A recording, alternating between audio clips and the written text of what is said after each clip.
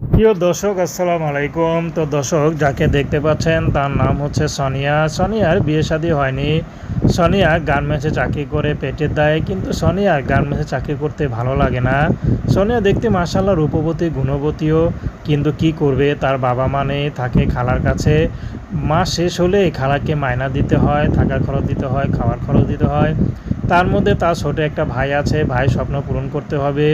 তো ভাই চাচ্ছে ডাক্তার হতে। সোনিয়া পারবে কিনা জানে না, কিন্তু সোনিয়া রক্ত পানি করে কাজ করে তার ভাইয়ের স্বপ্নে পূরণ করার জন্য উঠে পড়ে লেগেছে।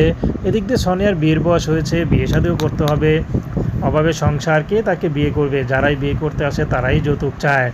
তো সোনিয়া চাচ্ছে যদি ভালো একটা জীবনসঙ্গী পায়, যে তার সব কিছু জেনে শুনে মেনে নেবে।